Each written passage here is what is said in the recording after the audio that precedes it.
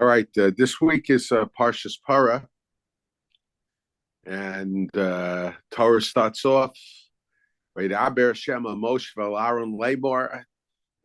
Much of what I'm going to say today, I have discussed in various shiurim in the past, but I think because of what is transpiring in the world today and its impact on the Jewish community, I think that's important perhaps to repeat some of the ideas that I had suggested in the past. The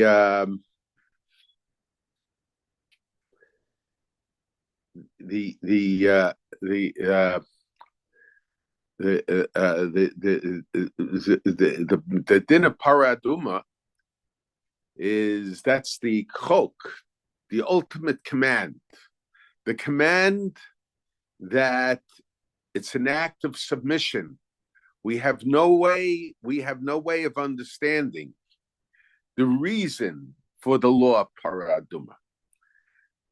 As my uncle explains, sometimes you have reason, there's a reason for something, there is a reason how it works, and there is a reason of what.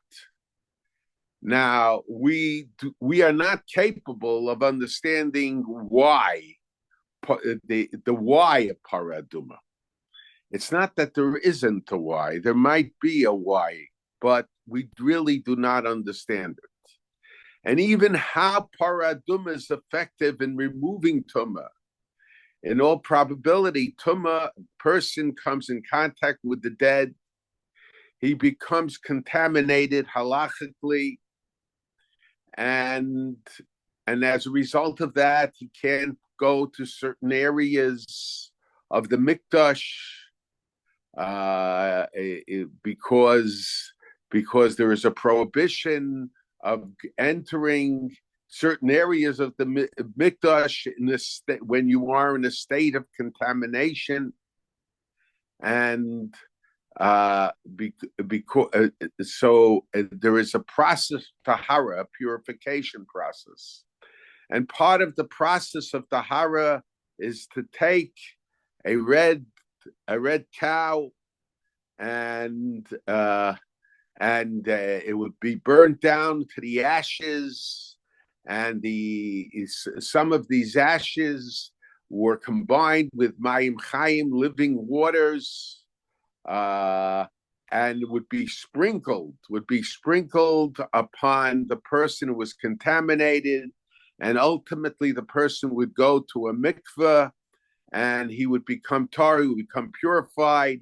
He then would be able to bring karbanos, he would be able to bring sacrifices, he would able to touch consecrated things, he would be able to come to the Makom HaMikdash. In a certain sense, the idea behind the law of tumah, of contamination of the dead, is that when a person comes in contact with the dead,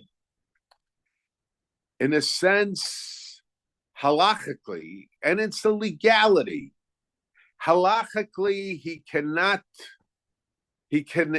there is sort of like a wall that separates him from coming to the Beis Hamikdash, and it seems from most of the medrashim that's only legality. It's not that contamination with the dead has any real impact upon him. It was the non-Jews, those who tried to start up with the Jews, those who tried to engage the Jews in debates, not for the sake of understanding, but for the sake of making trouble for the Jews, that tried to imply that there was actually some impact, some effect that coming in contact with the dead had upon the person, that was a reason for him to be considered halachically contaminated and not being allowed to come to the Beis Hamikdash, not being allowed to come to the temple, not being allowed to come to touch consecrated things, not being allowed to bring sacrifices. So we have to understand. So and Rashi at the beginning says Zos chukas Torah. This is the ordinance, the decree of the Torah. And Rashi is troubled. Why is it called? Why does the Torah here specify Zos chukas Torah? This is the ordinance of the Torah. And Rashi says, Lefi shahasatan, because Satan. Now we have to understand, Satan is not some character that has two horns and wearing some kind of red uniform and holding some kind of stick. But we have to understand what Satan represents.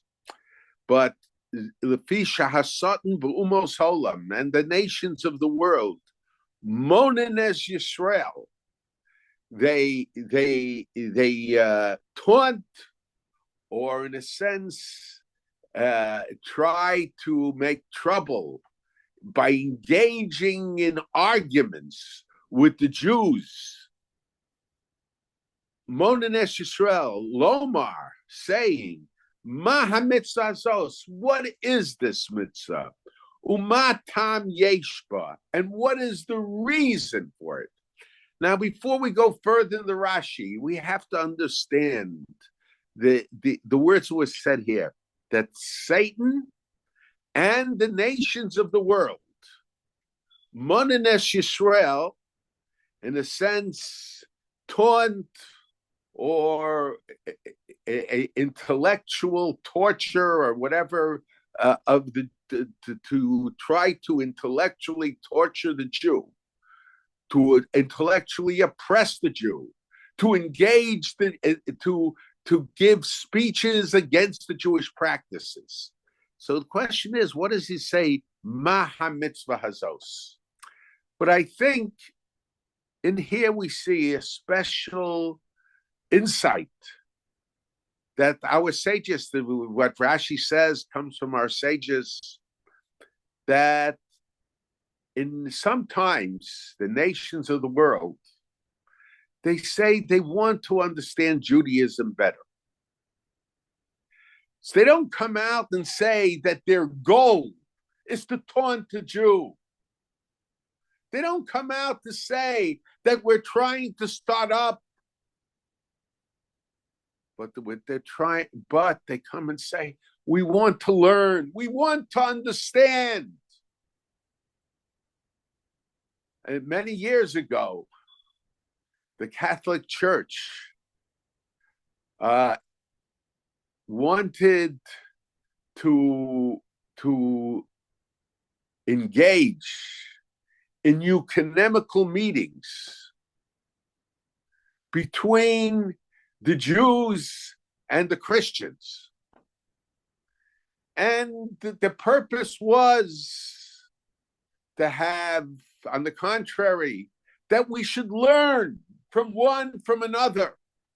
And if one listens just to the words, someone could think, oh, it sounds very beautiful. They have special regard for us. They have special respect for us. They want to understand our religion. Now, the truth of the matter is, religion is a private thing. And we're best off in limiting our giving over the knowledge, certainly when it comes to ritual matters. And at that time, the two leading opponents against engaging in these ecumenical meetings, although others were also involved, were my uncle, the Rav, and Rav Moshe Feinstein. And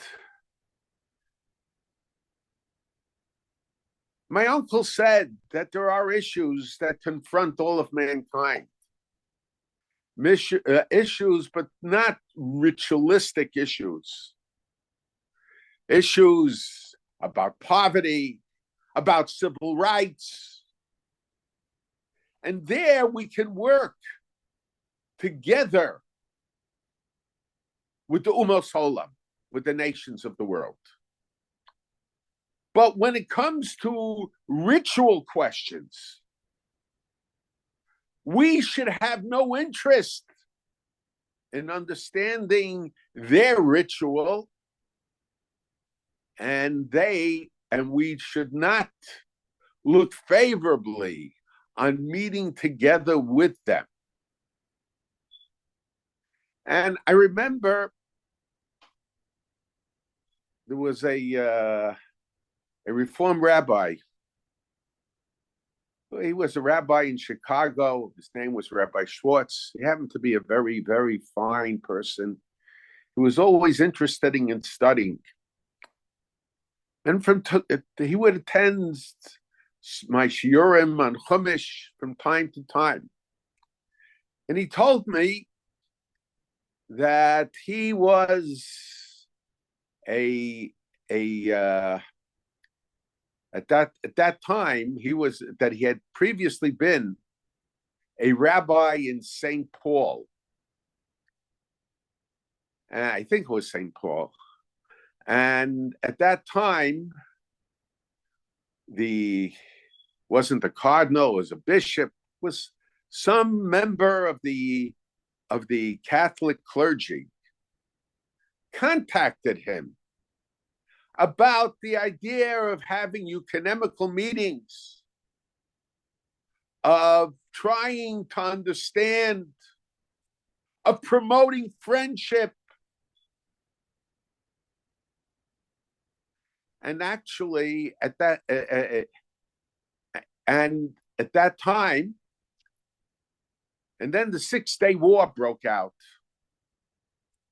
and Rabbi Schwartz, the way he mentioned it to me, and I actually had read years earlier, before I had met Rabbi Schwartz, he wrote this over, I think it was in the Jewish Post and Opinion. I don't remember which newspaper. It was one of the Jewish newspapers. But he wrote over this incident. And he said that he contacted, at that time, Nasser Yamach Shemo, was talking about how he was going to destroy, this was right before the 6-Day War, when he closed the Bay of Aqaba. And he asked the United Nations, who always adheres to the requests of the Sonei Yisrael. They did then and they do now, in joining them in fighting the Jewish people. And at that time, Nasser asked the Secretary General of the UN, Uthant, that there was a buffer zone with UN soldiers in the Sinai Desert to serve as a barrier to prevent a war between Egypt and Israel. And Nasser was determined on invading Israel. And he proclaimed how he was going to push the Jews into the sea. And at that time, the Jewish community was overtaken with great fear. And there were stories about how thousands upon thousands of graves were dug in Israel in the sad anticipation of the loss of life from the possible invading armies led by Nasser. And Nasser was joined by Jordan and by Syria. and at that time with the support of the Soviet Union, much more so than they have the support today. And at that time, Rabbi Schwartz asked this clergyman from the Catholic Church if he would join him. After all, you recently came to me, meaning he came to Rabbi Schwartz with the request that they join in an act of brotherhood in having these ecumenical meetings. So maybe you'll join me, Rabbi Schwartz asked him, with a statement against the plans of Nasser Yamach Shemo, the Hitler of his day. After all, he didn't say that, but I'm saying it. After all, the Catholic Church at that point was denying that the Pope didn't try to help the Jewish people, something that everybody knew. And during World War II, everybody knew that the Pope, at best, did not help. And there are indications that it was worse than that. So, and this officer of the church, of the Catholic Church, and I'm not saying it about every clergyman in the Catholic Church, but I think this was probably the attitude that most of them had. The officer of the Catholic Church refused to join Rabbi Schwartz in a statement condemning the efforts of Nasser Yamach Shemo to destroy the Jewish people. So when they come to an act of brotherhood, we have to be on guard. And sometimes the best guard is you stay in your place and I'll stay in my place. And it's interesting that Yaakov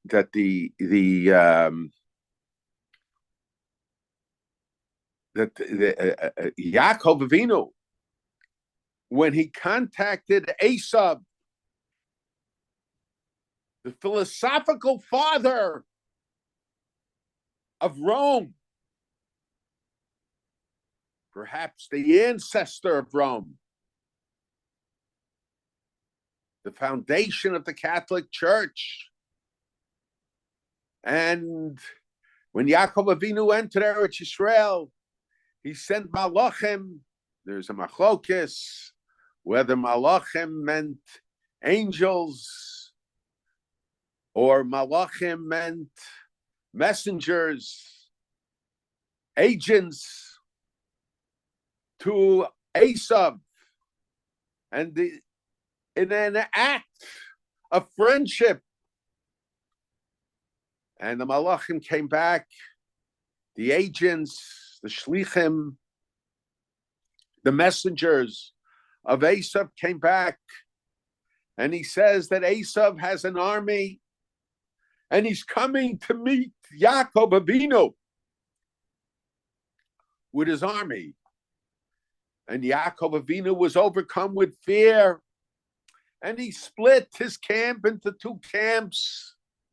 And he said, if Esav will destroy one camp, the other camp will be saved. And the Mefarshim point out that this very often is what happens throughout Jewish history when Jewish people are attacked. Sometimes Part of the Jewish people are destroyed as they were in the Holocaust. European Jewry was destroyed. But the Jews in America and the Jews in Eretz Yisrael were able to rebuild the Jewish nation. But at that time, Yaakov Avinu turned to HaKadosh Baruch Hu in prayer. And he said, Hatzileni na miyad achi miyad Esav. Save me from the hand of my brother, from the hand of Esav. And the Beis Halevi asked the question, why does he say, Hatzileni na miyad achi miyad Esav? Save me from the hand of my brother, from the hand of Esav. Why is it pray? It should say, save me from the hand of my brother Esav. Why from the hand of my brother, from the hand of Esav? But Yaakov Avinu was aware of two possibilities. One possibility was that Esav will come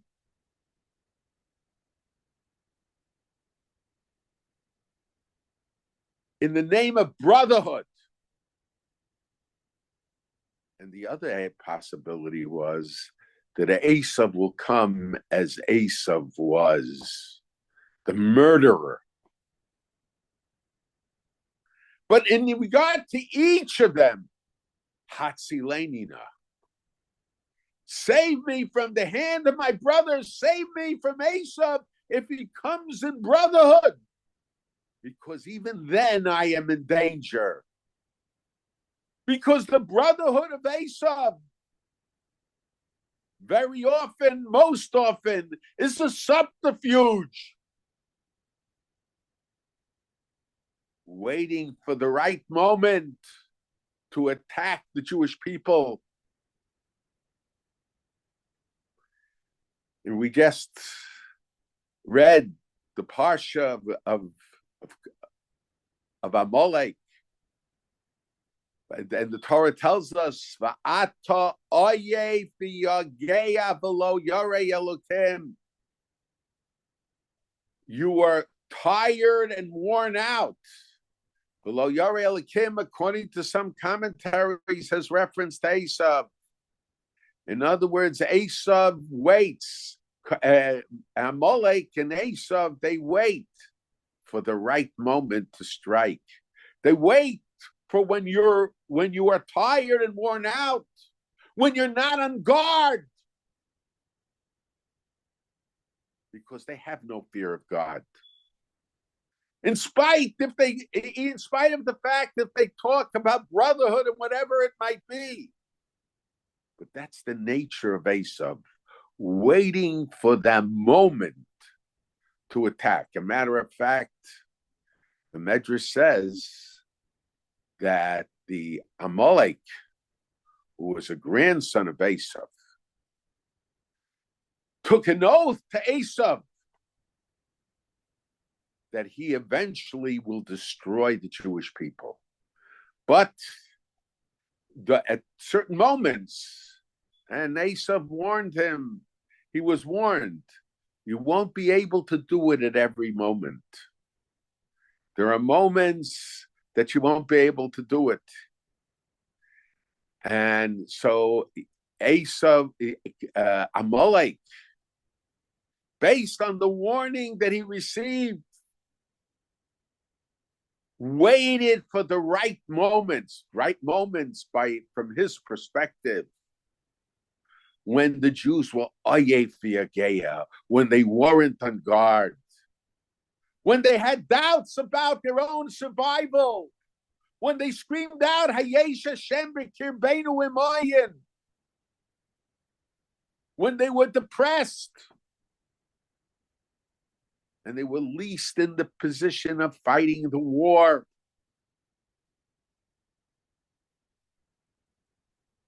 So this is the Fisha Satan B'umos Olam Man Israel. Ma hamitzvahs. They don't first say what's the reason for it. First they say, we want to learn. Teach us. Maha mitzvah hazos. What is this mitzvah? Tell me what it's all about. I want to learn. There's so much I can learn from you. What happened in Hamas when we had the settlements on the border had an open door policy of friendship? When they welcomed the people from Gaza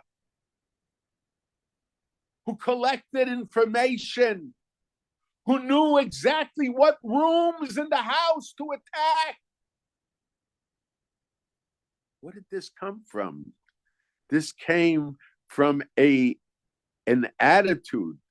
This came from an attitude of ostensibly an attitude of friendship and to a subterfuge of friendship. They came in, they were welcomed in. And all along they were collecting information, waiting for that moment.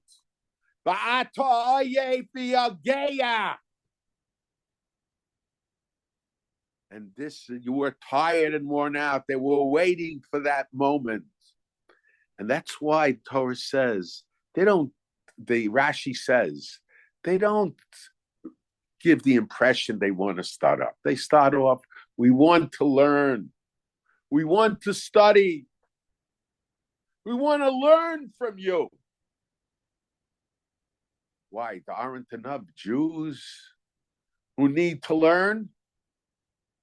That we have to go and teach people who have consistently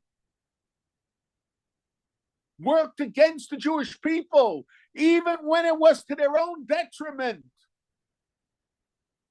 Even when the Muslims attacked the Christians. There are those in the Catholic Church that supported the Muslims against the Jewish people. There are Christian groups, on the contrary, that have been very supportive of the Jewish people. But there are Christian groups that even where it's against their own interest, they will go against the Jewish people. It's well known that when the parents of the hostages met with an individual high up in the hierarchy of the Catholic Church to talk about the plight of their relatives who were murdered, relatives, women who were raped, who were forced to stand by a stove when their children were put in the oven.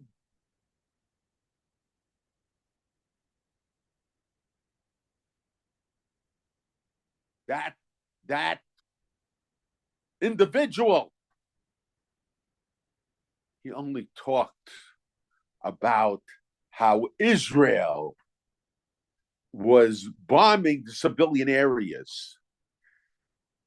The fact that there were rockets being shot into Israel from those civilian areas. The fact that the hostages were being held in those civilian areas. The fact that there were little infants being held there together with their mother, who ultimately were killed, became insignificant.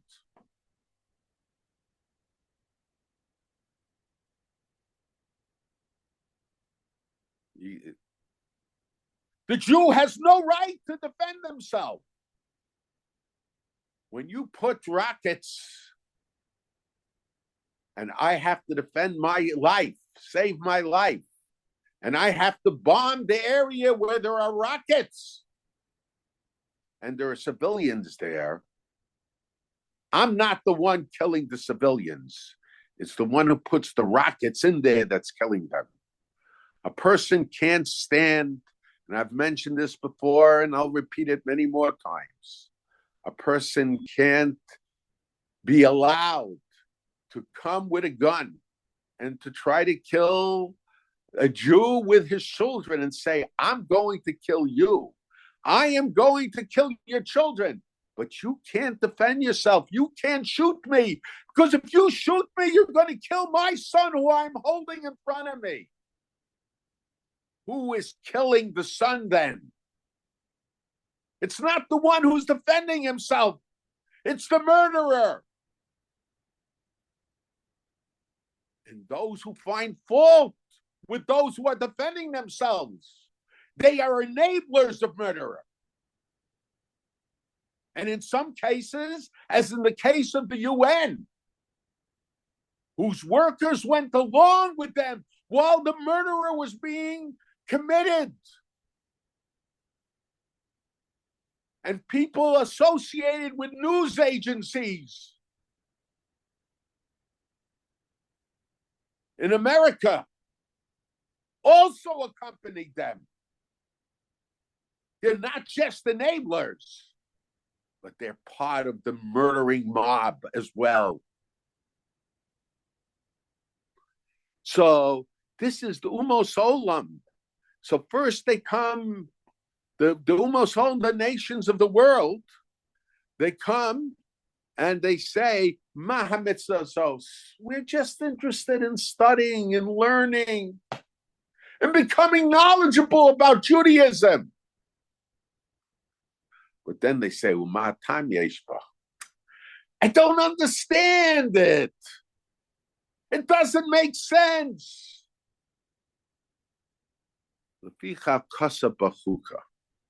So therefore the Torah says this is a decree. It's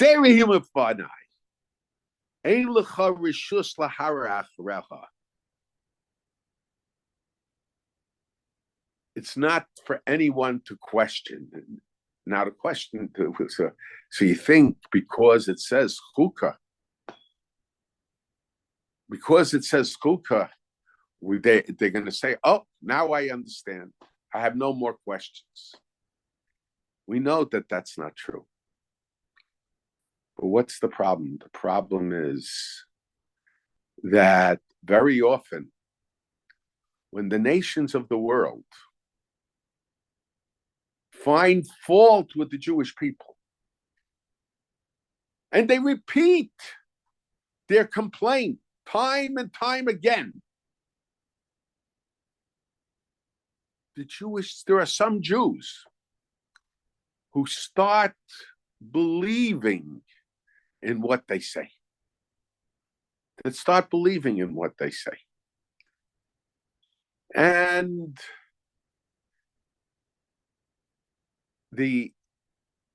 it's interesting, at the beginning of Bereshis, Rashi, I mentioned it in the past, Rashi says, why did the Torah is a book of Jewish law.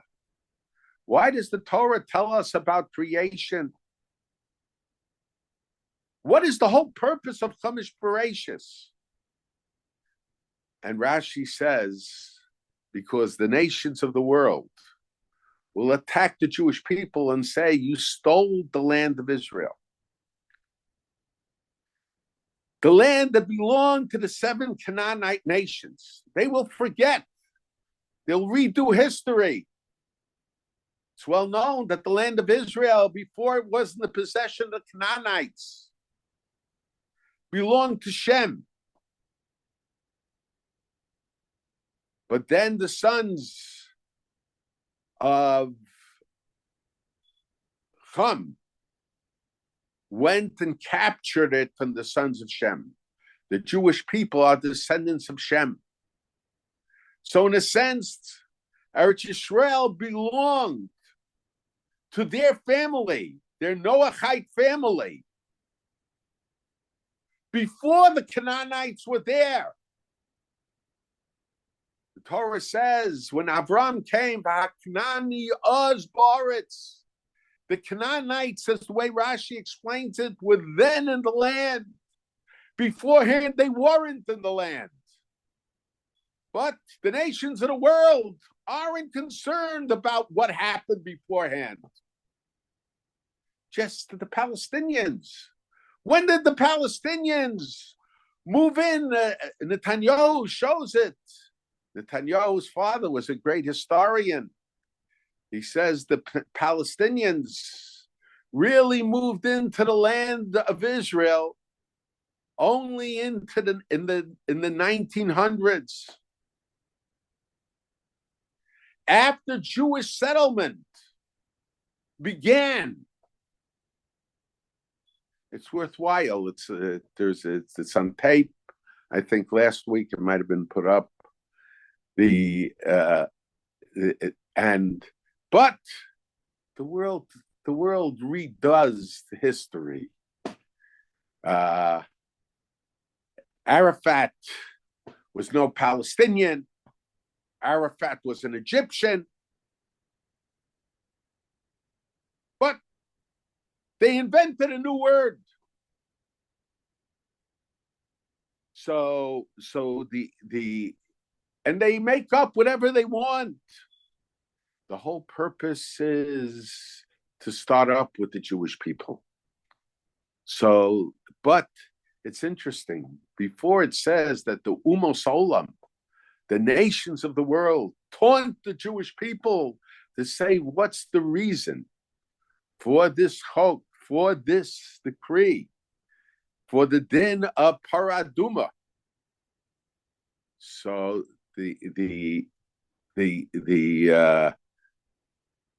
what's the reason for this decree? The nations of the world.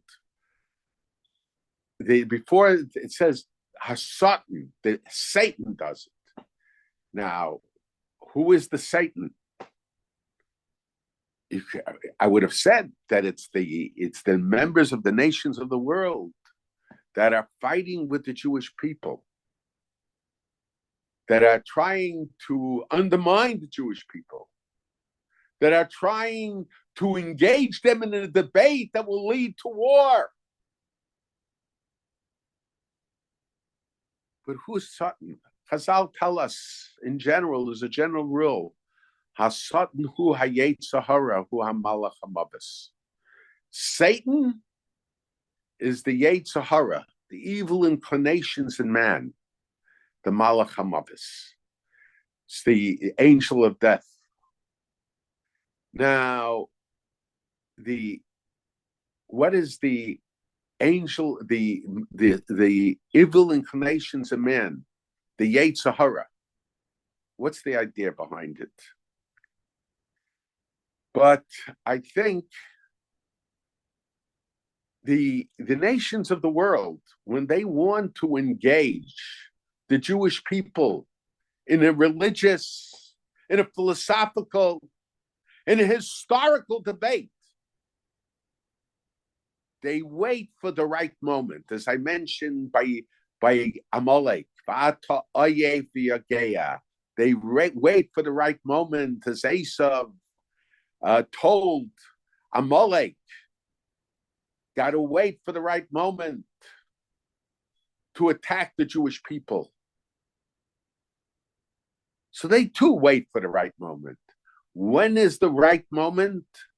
The right moment is when they see that among the Jewish people, there will be people who will be listening to them. As a matter of fact, in Parsha Shalach, when the Torah talks about the spies that Moshe Rabbeinu sent to spy out the land of Eretz Yisrael, and the spies came back with a report that spoke about the inability of the Jewish people to conquer or reconquer the land that belonged to their ancestors, to Shem, and to the descendants of Shem. So they said that the people living in the land, the Canaanites, were giants, or among them there were giants. And they said, and we were like grasshoppers in our own eyes in comparison to them, and so we were in their eyes. And it's very interesting, and it's pointed out. I heard it first from my father, but since that time I've seen others who say it, that the expression, we were like grasshoppers in our own eyes, and so we were in their eyes. There is a certain sensitivity that the nation, and I'm not saying this in a nice way, that the nations of the world, they're waiting to hear. What is the situation among the Jews? Are the Jews united? Are they going to be united in defense of themselves? Or as Haman said, Mufuzar Mufarid Ben Amim, they're spread around, they're separate groups, they're fighting each other. We don't have to worry about their unity.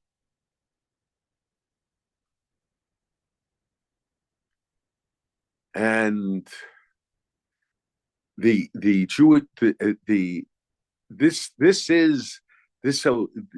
nations of the world, the Satan, that's the Yetzer Hara. That's the evil inclination, not the evil inclination of the nations of the world. It's the evil inclinations among the Jewish people. Even within the Jewish people, there are those who have a servile perspective, and there are those that somehow want to see that they think of brotherhood, Esav, that Hatzileni miyad achi, save me from my brother. But they think it's achi, I have nothing to worry about. I can let the people of Gaza come into my house. They come in friendship, they come in brotherhood. I don't have to worry that they'll come into murder. Unfortunately, there was a lesson to be learned. They came in together. The people of Gaza came in with the soldiers of Hamas, and they murdered and they raped just as the soldiers of Hamas did. And the fools who really believed it were saying, oh, it was just the soldiers of Hamas. But every day, more and more information is revealed. But they don't care. So there's the Satan, that's the Yetzer Hara among the Jewish people, that they want to identify with the nations of the world. Brotherhood, and brotherhood that leads to the murder of Jewish people. And I'm not chas v'sholem saying that there aren't people in the nations of the world that have been very nice to the Jewish people. There have been those that have been very nice, have been very supportive of the Jewish people. But as I always say, we have to learn from history. We have to learn every time the Jewish people went to defend themselves. There were always certain groups that would say, The Jews shouldn't defend themselves. The cycle of violence should come to an end. The Jews should just stand there and let themselves be killed. Let their children be killed.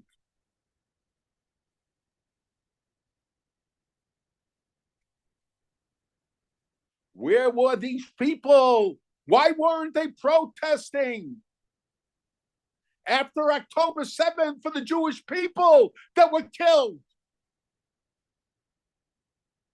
They are the Satan. They are the Satans. And shortly, right after October 7th, you already saw protests. This was planned from before. And there were groups who identified themselves as being Jewish. It now comes out that these people are paid professionally to protest.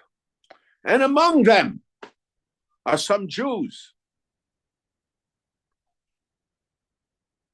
Most of them appear to be, from my perspective, appear to be mentally ill when I see the films about them. But these are the Satans.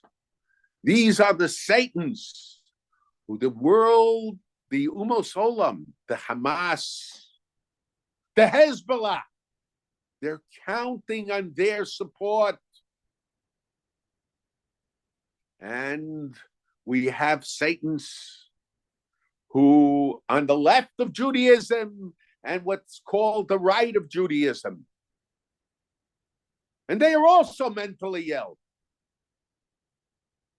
But when they march with the murderers, they're Satan. And when the Umos Olam know that they're going to march with them, that's the time they choose to strike. The demonstrations that took place were planned from beforehand. And so because of this, the Torah has this, the Jewish people tend to be impressed. That's why. So the Torah tells us about, Rashi at the beginning of Parashah says, why is it that the Torah starts with creation? In other words, that when the nations of the world say, you stole the land of Israel, we'll tell them God created the world belongs to him, and he gave it to whoever he chose to give it to, and he chose to give it to us. And you think the nations of the world will care? Imagine at the UN, somebody, I always repeat this, the ambassador from Israel will stand up and say, Bereshis bara Elokim es hashamayim v'haaretz. The ambassador from Syria, the ambassador from many of the countries will go up and they'll say it's the fault of Jews. October 7th even is the fault of Jews. Like as the Secretary General of the UN, Yamach Shemo, said, it wasn't in a vacuum. The Arabs that went in, it was because of the situation. That explains the murder of children. That explains the raping that took place.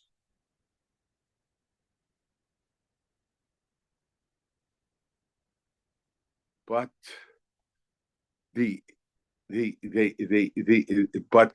the answer is no. But the problem is we have Jews that unless they'll answer right away, unless they'll answer the nations right away, they will become influenced by it.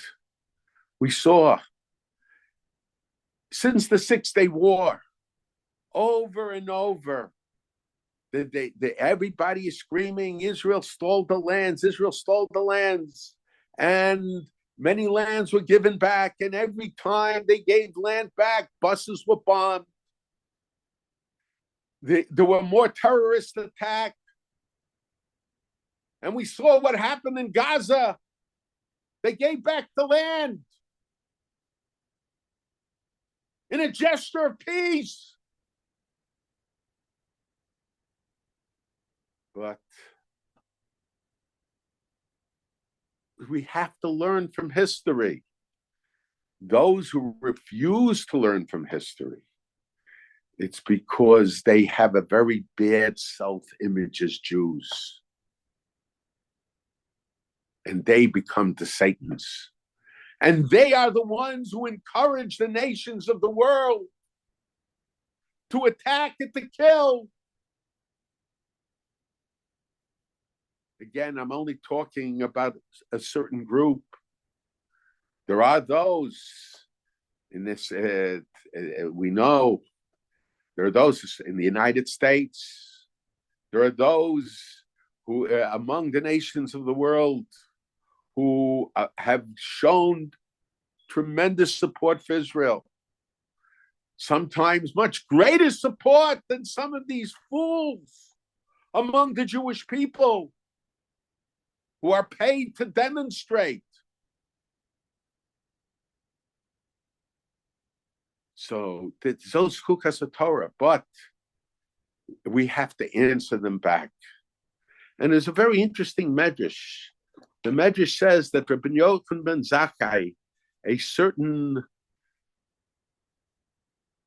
Oved Avodah Zarah, a certain idolatrous person, a non-Jew, among the ancient nations who worshipped idols, he approached Rabbi Yochanan ben Zakkai. Rabbi Yochanan ben Zakkai was sitting with his students. And he said to him, this law, Parah, Aduma, it doesn't make any sense. I don't understand it. He says, you take the red cow, you slaughter the red cow, you burn it into ashes, and then you take a little of the ashes with a little water, and you sprinkle it on the person who came contaminated from coming in contact with the dead. And all of a sudden, the man becomes pure. He says, this is witchcraft. What kind of business is this? And Rabbi Yochanan ben Zakkai said to him, sometimes, did you ever see somebody who had a foreign spirit in him? Sometimes it could be seen as a person who is possessed, and this person who was an idol worshiper from a night. He said, I personally never had a demon in me, but I have seen cases where people had demons. He said to him, so what do you do when a person has a demon?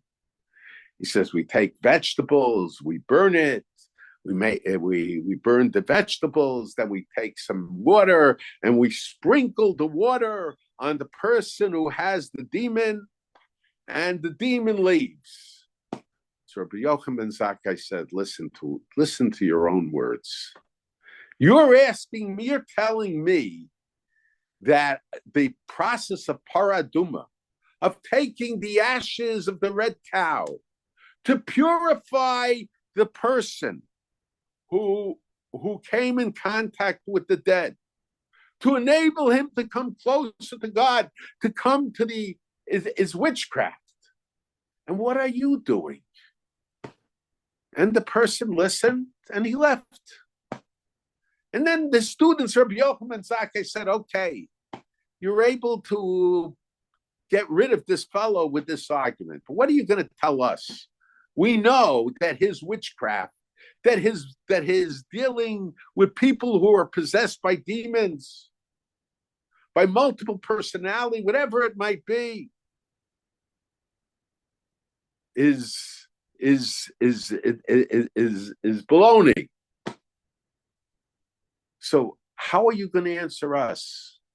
He said, for you, the answer is a chok. It's a chok.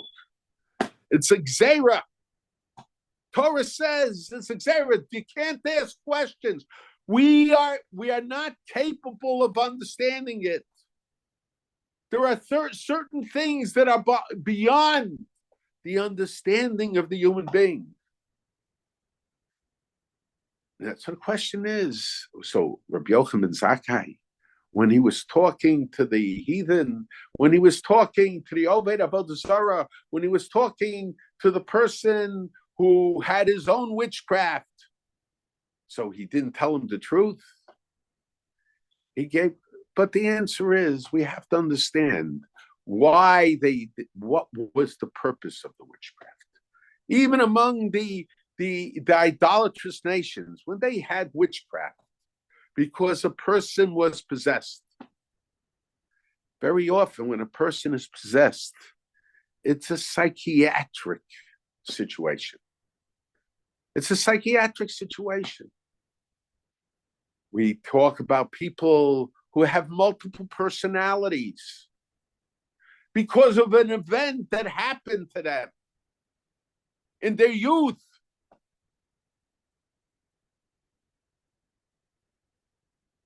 And so it could be the people that were possessed very often, the people who were possessed by what was perceived as being possessed by demons, it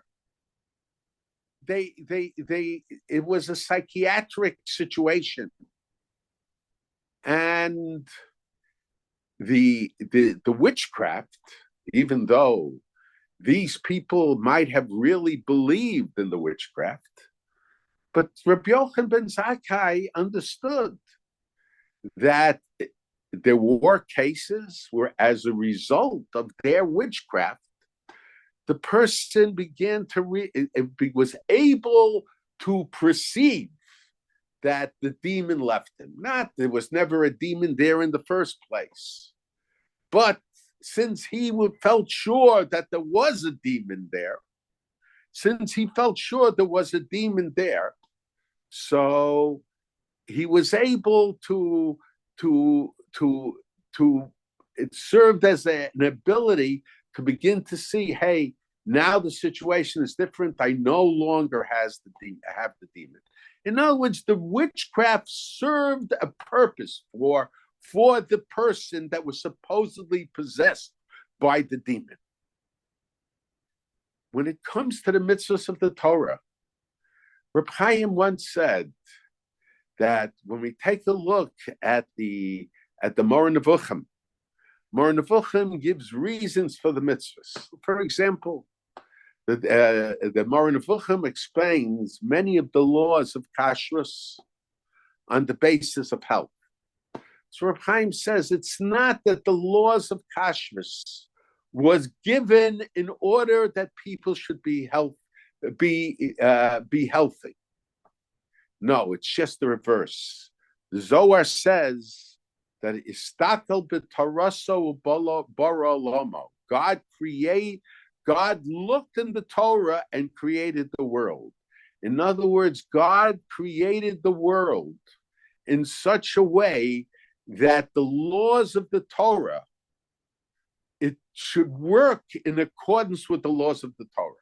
So the laws of kashrus sometimes represent a certain health, a health perspective. It was mentioned many years ago when they had the mad cow disease in Europe, that the animals that didn't have kashrus problems with the lungs, so did not have the mad cow disease.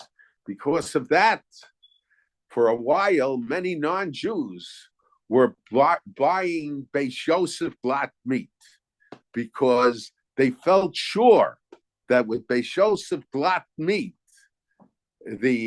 which was a higher standards of kashrus, there was no incidence of mad cow disease. So it's not that the laws of kashrus were created to prevent the mad cow disease, but on the contrary, the laws of nature were made in such a way that as a result of that one who observes the laws of kashrus wouldn't get mad cow disease. In other words, it starts with the Torah. It starts with the laws of the Torah. HaKadosh Baruch Hu knew from the very beginning of creation what the laws of the Torah would be. And the world was created to accommodate, to a certain degree, the laws of the Torah. And the same thing could be with the psychological. The laws of the Torah, as my uncle said, we don't understand the why of Parah Aduma. Why the Torah gave a law of Parah Aduma. We don't understand it. We don't understand how Parah Aduma works. It's a legality. But the what of Parah Aduma? The impact that Parah Aduma could have. That there is. Parah Aduma, in a sense, gives man the ability. Man who came in contact, we go into it more, but it's late. Man who came in contact with the dead sometimes is overcome with depression, with fear of death, with a sense of worthlessness for life. And the Parah Aduma has the ability to aid in counteracting those effects. So this was what Rabbi Yochanan ben Zakkai says. The reason for the law is a chok, it's a decree. But because there's a decree, the world was created, the psychological laws of the world were created in such a way that adherence to the halacha will help prevent many of the psychological problems that man confronts in regular life. And that was Rabbi Yochanan ben Zakkai. Rabbi Yochanan ben Zakkai did not lie to them. He says, just like your foolishness does sometimes have an impact on the people who believe that they have a demon in them, so too the halacha, that it's not the reason for the halacha, but adherence to the halacha has an impact upon us. But he thought that was the reason for it. The students of Rabbi Yochanan ben Zakkai said, we understand that's not the reason for it. What is the reason for it? So Rabbi Yochanan ben Zakkai said, it's a chok, it's a decree. You can't question it. When it comes to the laws of the Torah, we submit to the will of God. And when we submit to the will of God, by submitting to the will of God, we will have extra protection. If anyone has any questions, please put them in the chat.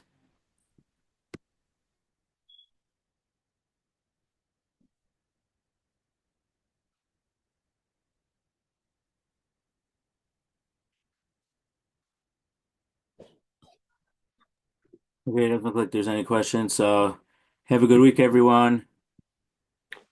Thank you.